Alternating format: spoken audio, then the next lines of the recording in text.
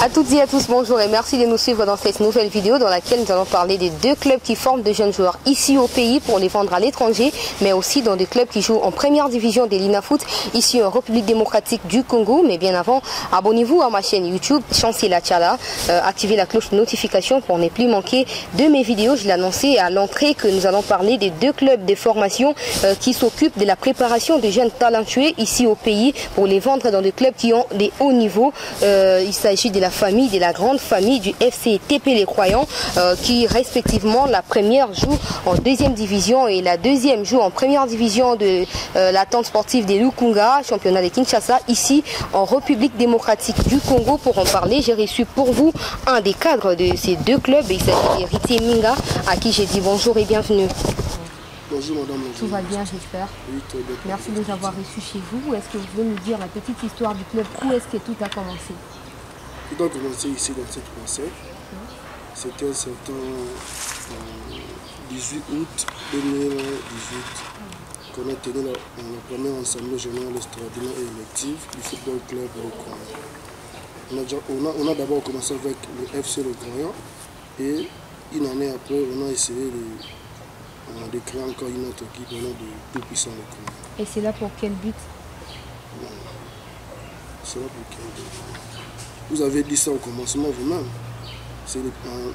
Le président avait le but de transférer les joueurs. Premièrement, de former les joueurs et de les transférer dans des pays étrangers. Et puis, ici dans notre pays, dans les grandes équipes qui jouent aux divisions supérieures de la République démocratique du Congo. Et où en êtes-vous actuellement? Avec en termes d'évolution. Avec FC Le Croyant, tout d'abord, on a essayé de transférer 13 joueurs l'année passée au sein de deux équipes qui jouent... 2019 Oui, 2019. On a transféré 13 joueurs au sein de deux grandes équipes ici dans notre pays. On continue avec la formation pour essayer d'améliorer encore dans l'avenir. Combien de joueurs recrutez-vous par année? Là, c'est par rapport aux besoins. Si nos entraîneurs nous donnent les besoins de 10 joueurs, là, on va recruter 10. Si ils présentent les besoins de 20 joueurs, on pourra recruter 20 joueurs. Et quels sont les critères de sélection? Les critères, c'est d'abord les talents. Les joueurs doivent être très talentueux et puis la discipline. C'est un peu ça.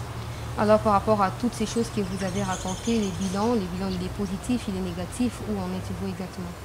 Bon, jusque-là, notre bilan est un peu positif parce que l'équipe n'a duré que 2 ans. On a réussi à transférer 13 joueurs. Dans ces 2 ans-là, on avait tenté de faire des transferts au niveau de l'international. Malheureusement, on était bloqué par rapport au problème administratif. Mais jusque-là, le bilan est largement positif et on essaye d'améliorer pour l'avenir. Quelles sont vos ambitions alors pour cet avenir exactement? Les ambitions, c'est... Tel que cette année, le président veut donner l'ambition de transférer plus de 10 joueurs l'année prochaine à l'international. En dehors de ça, on est en train de construire un centre de formation pour chercher à améliorer le niveau de football. Vous allez les construire où? Vous avez déjà un terrain? Si, on a un terrain au niveau de Kimonde. Dans l'avenir, on aura notre propre terrain, notre petit stade pour essayer d'encadrer encore davantage les jeunes. Votre dernier mot alors par rapport aussi au public du FC TP Les Croyants, mais aussi pour motiver vos joueurs qui ne sont pas que des joueurs mais qui sont les gens que vous encadrez. Bon, notre dernier mot est que moi je demanderai à tous nos joueurs de prier pour notre président parce qu'il a beaucoup d'ambitions. Nous devons prier pour lui afin que Dieu lui donne encore beaucoup de moyens pour qu'il encadre encore davantage les jeunes. Donc aux joueurs, je leur demanderai d'être disciplinés, d'être à l'écoute de leur président. Donc c'est par là tout ira bien dans la vie. Merci de nous avoir reçus chez vous et nous espérons vous retrouver très prochainement pour un nouveau numéro. Je rappelle que vous êtes Héritier Minga, secrétaire administratif des FC et PT Les Croyants. Merci.